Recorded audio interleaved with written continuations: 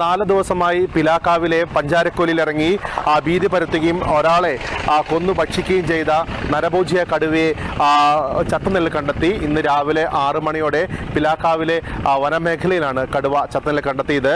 കഴിഞ്ഞ 4 ദിവസമായി ആളുകൾക്ക് വലിയ ഭീതിയിലായിരുന്നു. എന്നാൽ ആളുകളുടെ ഭീതി ഒഴിഞ്ഞിരിക്കുന്നു എന്നുള്ളതാണ് പ്രധാനപ്പെട്ട കാര്യം. 2 കടുവകൾ തമ്മിലുള്ള സംഘട്ടത്തിനിടയിൽ കടുവ ചത്തു എന്നാണ് വനംവകുപ്പിന്റെ പ്രാഥമിക നിഗമനം. എന്തായാലും പോസ്റ്റ്മോർട്ടം നടപടികൾക്ക് ശേഷം മാത്രമേ കടുവയുടെ മരണം സംബന്ധിച്ച കാര്യം വ്യക്തമാകുകയുള്ളൂ. എന്നാലും കൂടുതൽ പരിശോധനകൾക്കും പോസ്റ്റ്മോർട്ടം നടപടികൾക്കുമായി കടുവയുടെ ജഡം ബത്തേരിയിലെ മൃഗപരിപാലന കേന്ദ്രത്തിലേക്ക് മാറ്റിയിട്ടുണ്ട്. ഉച്ചയ്ക്ക് ശേഷം 2 മണിയോടെ വനംവകുപ്പ് മന്ത്രി AK ശശീന്ദ്രൻ ഉന്നതതല യോഗത്തിനായി എത്തുന്നുണ്ട്. മാനന്തവാടി DF ഓഫീസിലാണ് ഉന്നതതല യോഗം ചേരുക. എന്നാലും ആളുകളെ സംബന്ധിച്ച് വലിയ ആശ്വാസകരമായ വാർത്തയാണ് ഇവിടെ ഒന്ന് വരുന്നത്. കാരണം വലിയ ഭീതിയിലായിരുന്നു ഇവിടുത്തെ ആളുകൾ.